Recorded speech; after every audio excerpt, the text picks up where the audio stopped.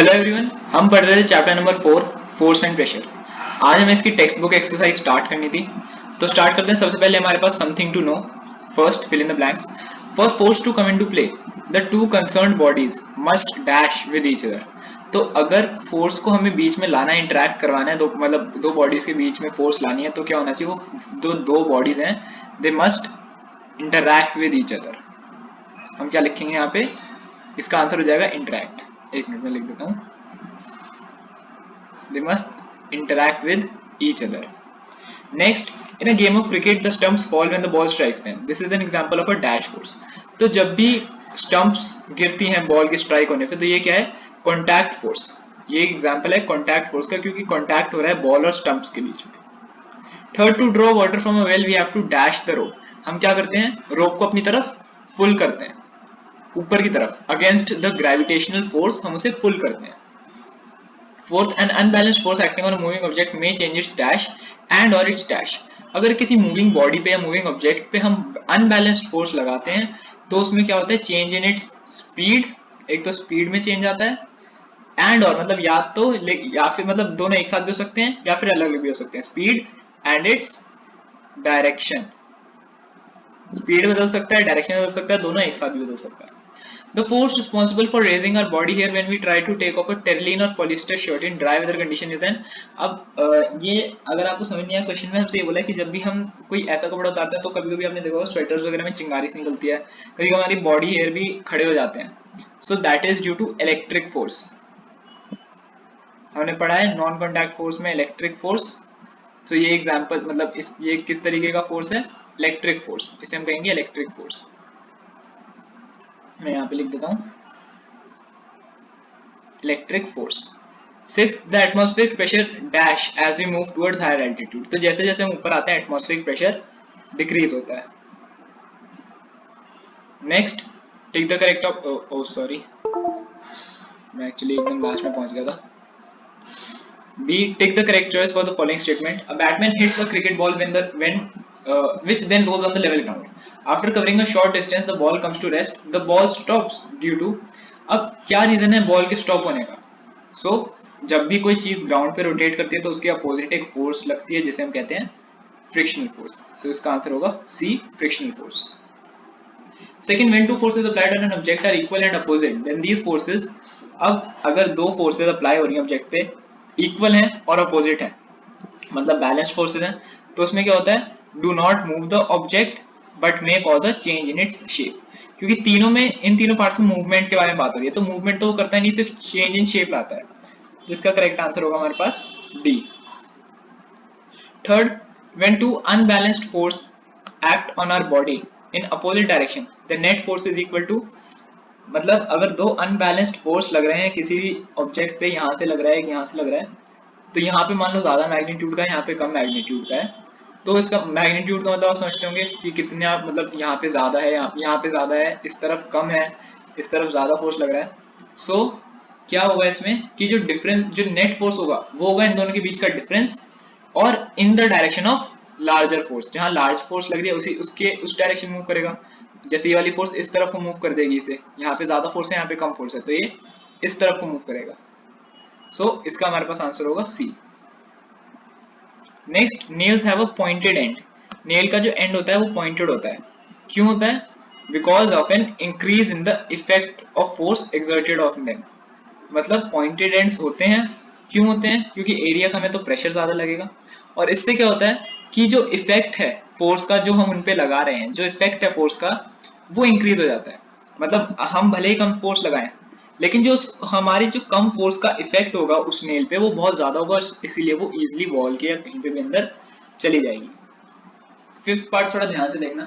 When we press the bulb of a dropper with its nozzle kept under water, air in the dropper is seen to escape in the form of bubbles. If we then release the pressure on the bulb, water will get filled in the dropper. अब dropper मान लो कुछ इस तरीके का है। अब अगर हम उसको पानी के अंदर ऐसे दबाते हैं, तो यहाँ से बबल्स निकलते हैं, और फिर जब हम उसको वापस रिलीज कर देते हैं, तो पानी इसके अंदर चला जाता है। तो अभी rise of water in the dropper क्यों होता है? अब देखो इसमें ना हमने वाटर वर्ड इंट्रोड्यूस कर दिया, तो आपको लगेगा ये लिक्विड प्रेशर है, लेकिन ये गलत है। वेट ऑफ द बल्ब का कोई ये तो गलत है ही, ग्रेविटी ऑफ द अर्थ भी गलत है।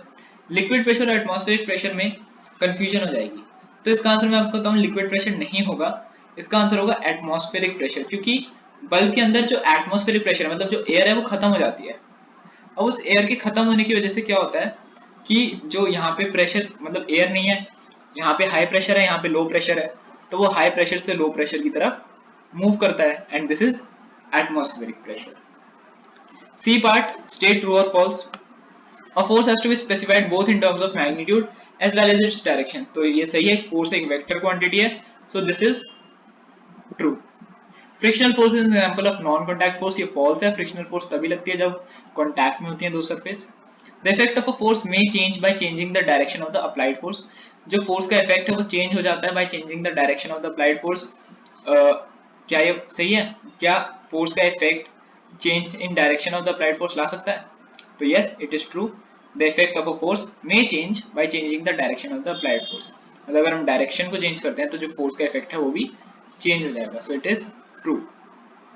Next, the north pole of a magnet would attract the north pole of another magnet. So this is false. Like poles जो हैं वो एक दूसरे को repel करते हैं.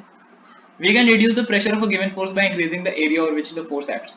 हम pressure reduce कर सकते हैं of a given force by increasing the area. तो of course area and pressure are inversely proportional. area बढ़ाएंगे तो pressure कम हो जाएगा, so this is also true. This is true.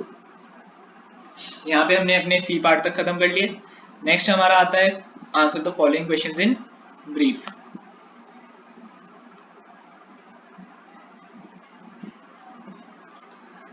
An object experiences a net non-zero force. Is it possible for the object to travel with a constant speed in a straight line? तो इसका answer हमारे पास yes है. हमसे पूछा है कि एक object जो है वो एक नॉन जीरो फोर्स एक्सर्ट कर रहा है, मतलब एक्सपीरियंस कर रहा है non zero force.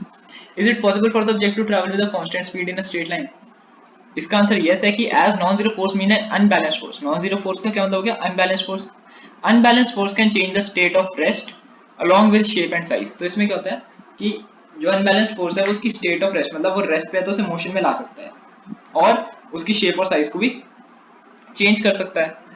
So if the force remains same then the object travels in a straight line with uniform speed. अब अगर उसमें force सेम लग रहा है तो वो स्ट्रेट लाइन में यूनिफॉर्म स्पीड से चलता है. जैसे ये है यहाँ पे, मैं यहाँ पे दो फोर्स लग रहे हैं, इस तरफ एक फोर्स लग रहा है, अनबैलेंस्ड है तो ये ऑब्जेक्ट सिर्फ इस तरफ को मूव करता रहेगा. अब अगर इनकी डायरेक्शन सेम रहते तो हमेशा स्ट्रेट लाइन में ही मूव करेगा जब तक कि या तो ये अपने फोर्स की डायरेक्शन थोड़ी इस तरफ को या इस तरफ को ना कर दें, या फिर अगर इसने अपनी फोर्स की डायरेक्शन इस तरफ या इस तरफ कर दी तो इसमें चेंज आएगा. लेकिन अगर फोर्स की डायरेक्शन सेम रहती है तो स्ट्रेट लाइन में ही वो मूव करेगा. ठीक है, अगर उसमें फोर्स जो है वो सेम लग रही है सेम डायरेक्शन में, अब यहाँ पे मेंशन कर सकते हैं remain same in same direction. आप डायरेक्शन मेंशन कर सकते हैं यहाँ पे, ये ज्यादा बेटर होगा. then the object travels in a straight line with a uniform speed. Second, snow shoes are more effective for walking on snow than ordinary shoes. Why? So जो स्नो शूज होते हैं वो एक स्पेशल तरीके के जूते होते हैं जो हम बर्फ में पहन के जाते हैं. तो इसके ना दो रीजन है. एक, स्नो शूज में स्पाइक्स भी लगे रहते हैं और जो स्नो शूज का बेस है वो ज्यादा चौड़ा होता है.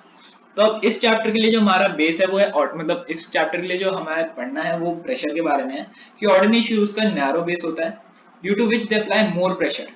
अब नैरो बेस है तो more pressure on snow and we sink downwards. मतलब अगर हम नॉर्मल जूते पहनते हैं तो क्या होता है, नैरो बेस की वजह से एरिया कम है, ज्यादा प्रेशर लगेगा और हम बर्फ में नीचे सिंक हो जाएंगे.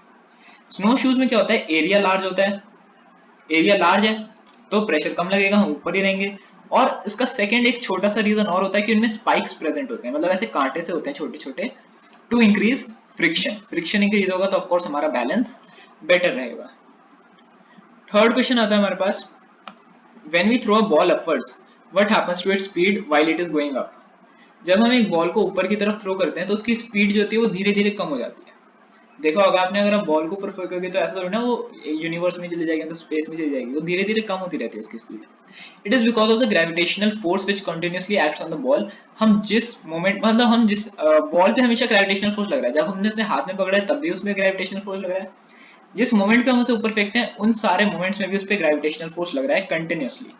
तो अब वो उसे नीचे की तरफ पुश करेगा, तो नीचे की तरफ पुल करेगा, जैसे वो अपनी तरफ पुल करेगा तो वो पुल्स इट डाउनवर्ड, बॉल को नीचे की तरफ पुल करेगा और फिर क्या होगा, it acts in the opposite direction of the movement of ball.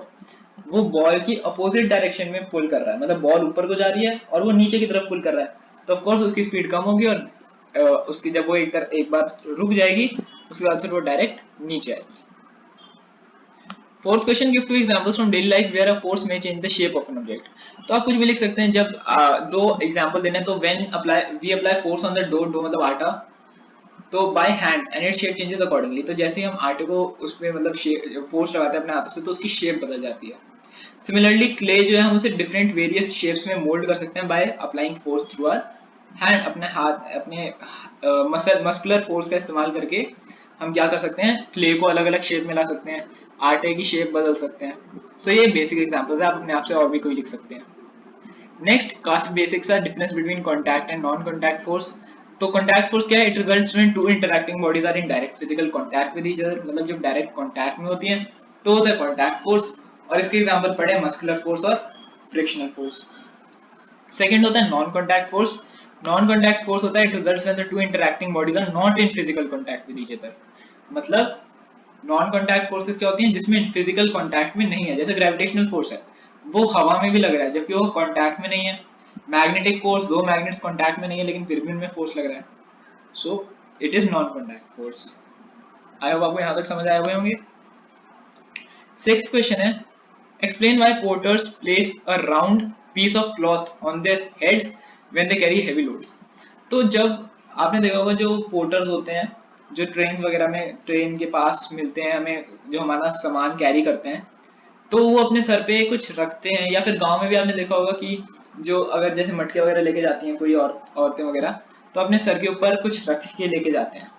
तो वो अपने सर के ऊपर वो ऐसे राउंड सा कुछ रखते हैं, तो वो क्यों रखते हैं, जो राउंड पीस होता है क्लॉथ का वो इंक्रीज कर देता है सरफेस ओवर देयर हेड। अब उनके सरफेस जो उनके सर के ऊपर जो हेड के ऊपर जो सरफेस है उसे इंक्रीज कर देता है। अब सरफेस इंक्रीज हो जाएगा मतलब एरिया इंक्रीज हो जाएगा, तो प्रेशर जो है जो वेरियस ऑब्जेक्ट्स अपने सर पे रखते हैं उनका प्रेशर कम हो जाएगा। इससे क्या होता है कि उनके लिए आसानी रहती है कि वो हैवी लोड्स को एक ही बार में कैरी कर सकते हैं। आपने देखा होगा दो दो तीन तीन बड़े बड़े वो सूटकेस भी वो एक बार में रख लेते हैं, जबकि अगर वो अपने नॉर्मल हेड पे रखेंगे तो उनके काफी प्रेशर पड़ेगा।